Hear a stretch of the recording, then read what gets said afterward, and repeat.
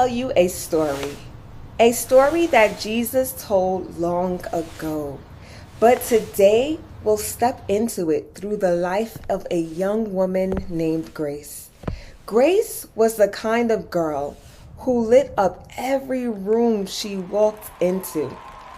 Born into a loving home, she was raised in church. Her father, Pastor David, was known in the community for being wise, gentle, and full of love. He wasn't just a preacher, he lived what he taught.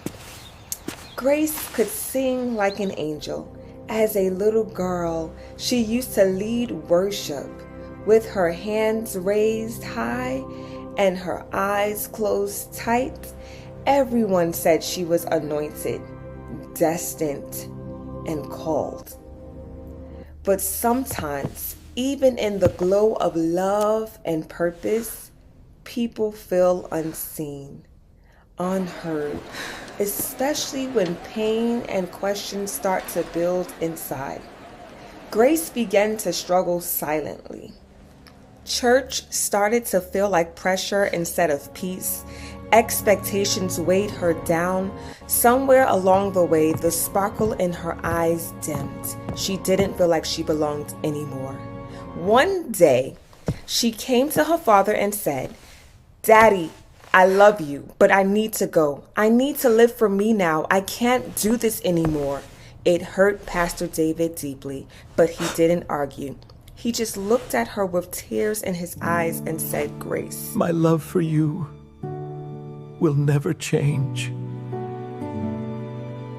So Grace left with her gifts, her voice, and the oil from years of anointing poured into her. She walked away.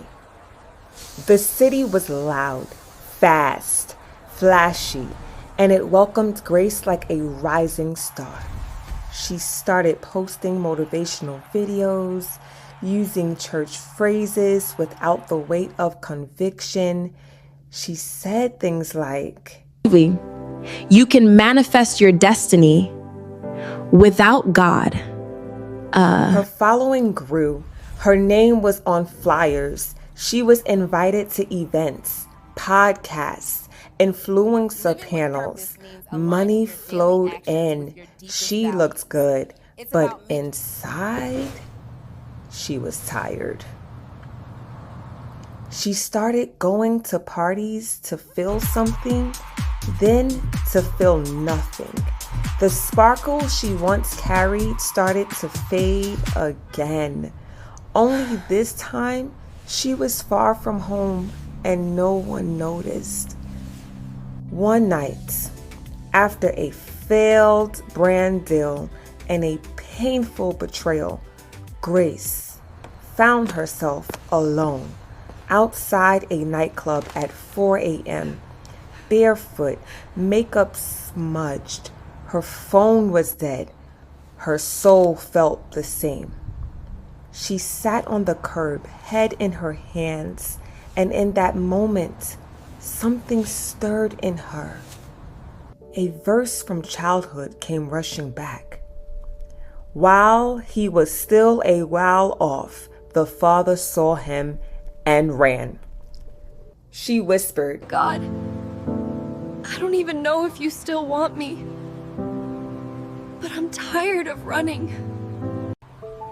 She didn't have all the answers, but she got up and she started walking. She didn't go to another club. She didn't call an old friend. She just walked and walked toward home. It was a Tuesday night when Grace reached the edge of her old neighborhood. The streetlights flickered.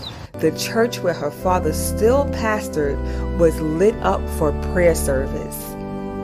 She almost turned around, but someone inside her whispered, "Keep going." Pastor David was kneeling at the altar, praying not for a city, not for a sermon, but for her. "Lord, she was yours before she was mine. Cover her with mercy." Then he looked up. Across the sanctuary, through the doorway, he saw her, his little girl, the one he prayed for, the one who left with the oil but came back with nothing but tears. He didn't hesitate. He didn't wait. He ran down the aisle, across the foyer, through the front doors, and into her arms. He wrapped her in his embrace. He kissed her forehead. Oh, Grace, you're safe. Thank God you're safe. Grace tried to speak. Dad, I'm so sorry. He stopped her. You're home. That's all that matters. That night, there was a celebration in the church. The ring went back on her finger, the robe back on her shoulders. The mic one day would return into her hands. But for now, there was dancing, singing, and weeping, because the one who was lost had been found. And that's the heart of the Father. No matter how far you've strayed, what you've done, no matter who you think you are, it doesn't cancel what God spoke over your life. You are not disqualified. If you turn around, He will run to you. He doesn't shame you. He doesn't lecture you. He embraces you, because love always runs first. He calls you son. He calls you daughter. That's not religion. That's not pressure. That's the Father. Come home. He's waiting. If you feel like Grace, it's not too late. Say this prayer. Reach out. Come home. God hasn't changed His mind about you.